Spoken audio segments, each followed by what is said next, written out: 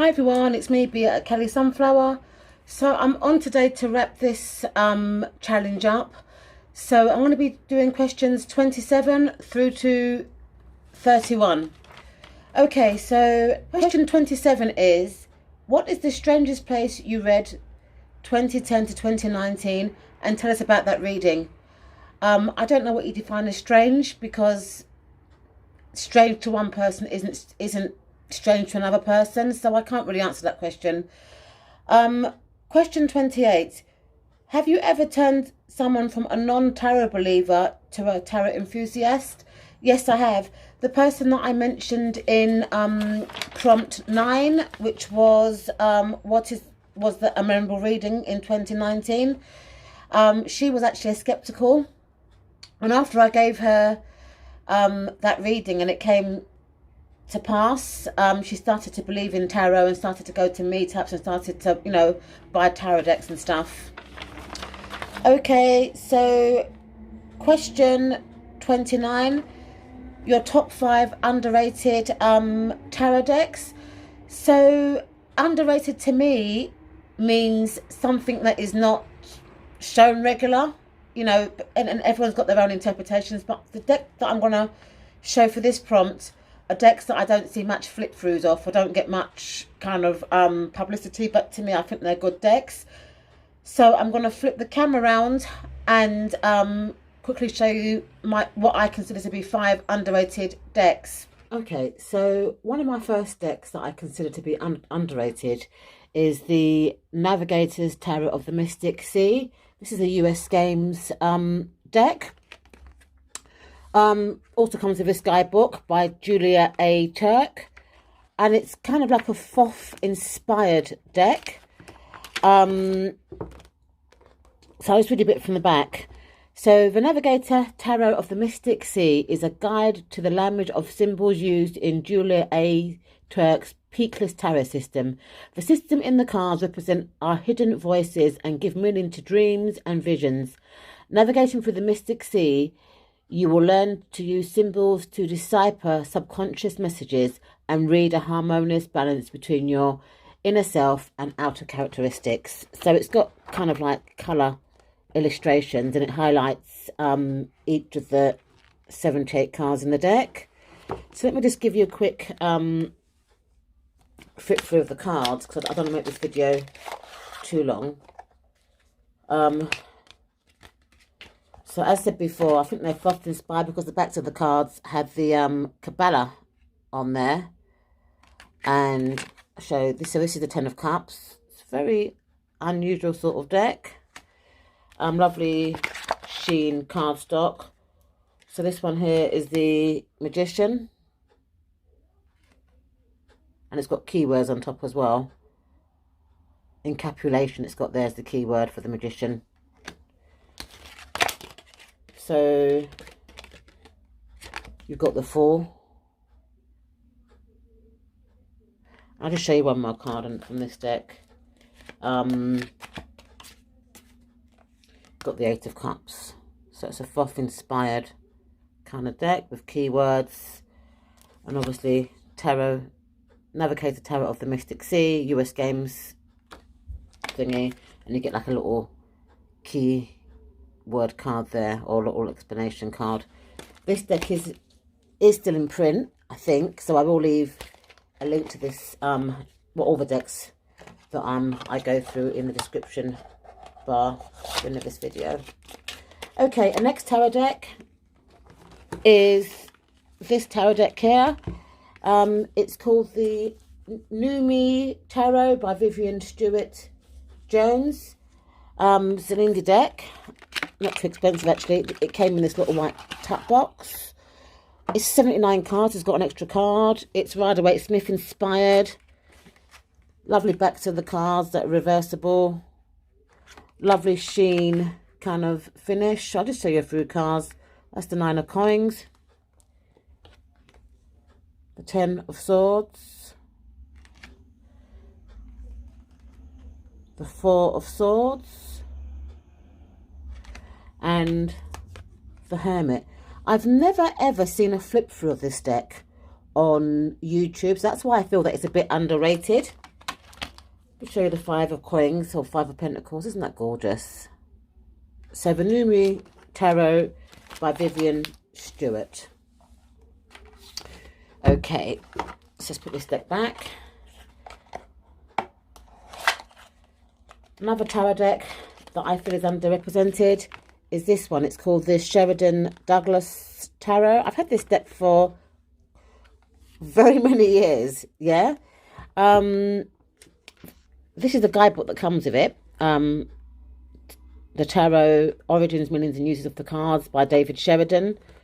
It's kind of like a mixture of different divinations to me, like a bit of Rider-Waite-Smith, a bit of Marseille sort of thing. This book's very old. You can see it was 55p and it's penguin. So I'll read a bit about the back for you. This exciting book of occult detection tells all that can be told about the ancient and mysterious set of playing cards known as the Tarot. The Tarot's complex and beautiful designs are an enigma that has never been completely resolved. Who made them and what do they illustrate? Through no one knows for certain, Afro Douglas, author of The Oracle of Change, takes the reader on a thrilling and sometimes harrowing search for tarot secrets.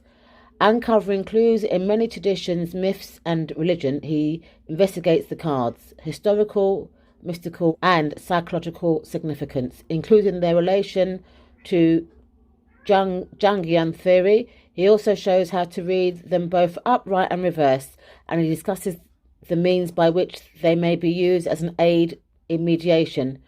Enhanced by David Sheldon's original drawings and by photographs of many rare and curious tarot cards, this is the most authoritative and enjoyable tarot book.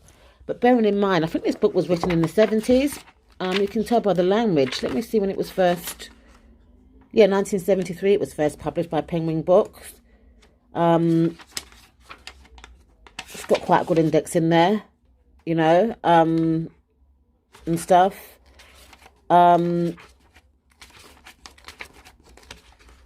Obviously it's black and white illustrations because that's how it was then. So this is the guidebook and the tarot deck. I think this is still available. I've had this for quite a while. I'll just show you a few of the cards from this deck. So it comes with a little white book. Look at the backs of the cards. Aren't they just stunning?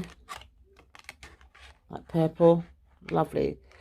So this is the 9 of Wands.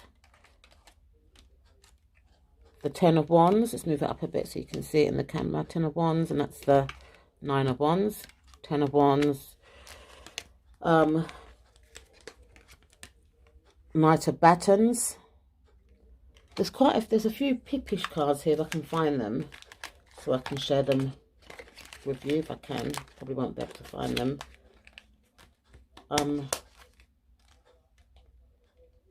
This one, the Three of Swords, is a very interesting looking card. Look at that, isn't that interesting? It's in shape of a heart as well.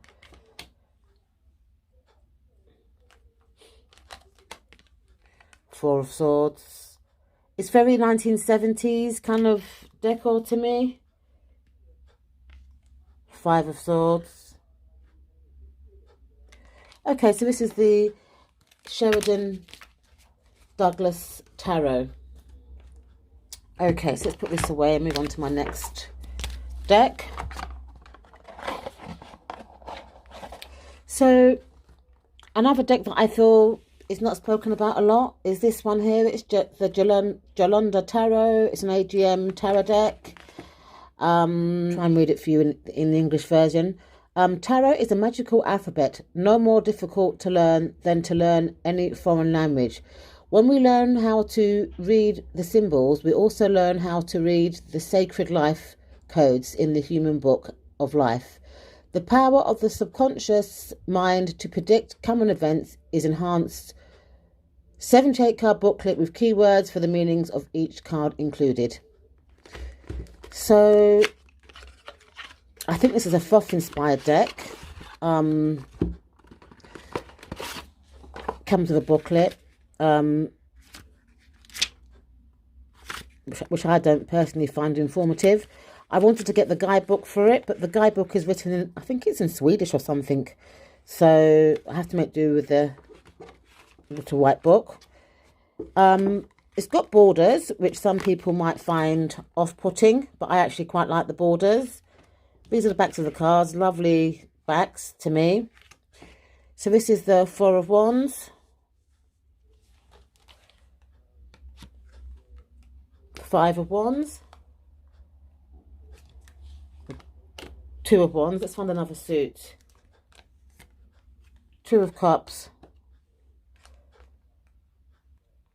and Four of Cups, which is interesting. Pregnant woman. Bored. Oh, it's interesting. Maybe she's bored of being pregnant. Who knows? Okay, so the Jolanda Tarot. Just put the phone deck here while I put this away. And the final deck that I want to show you, which I haven't seen a flip through of either, is called the, let's turn it this way, it's called the Tattooed Tarot. So let's open this up. This is I think this is a Llewellyn, no, Lascarabel deck. The backs of the cards, which are fully reversible. The cardstock's a bit on the thin side, so I suppose riffle shufflers wouldn't mind this card. Wouldn't mind this deck, sorry. So each card has got like the tattoo. So for example, this is the Four. And if you look at the picture, you can see the tattoo version of the Marseille Four. This one's the Magician, and if you look on his body, you can see the Marseille card of the Magician. So this is the High Priestess. So they're this like tarot cards tattooed onto people's bodies with a few symbols. I'll show you some of the minor arcana. So this is the Four of Pentacles. Again, it's got a tattoo. It's quite pippish, actually, the minor suit. This here is the Chariot. Okay, so these are my underrepresented decks. Question 30.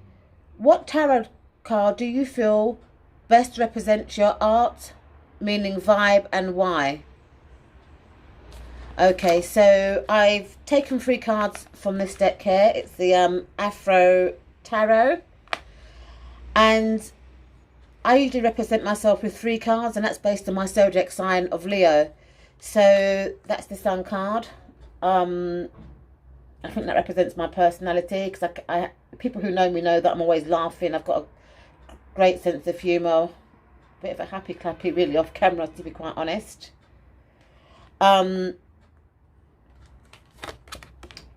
This one here, which is the Strength card, because again, Strength represents Leo, and I've had to have a lot of inner strength recently to deal with certain situations.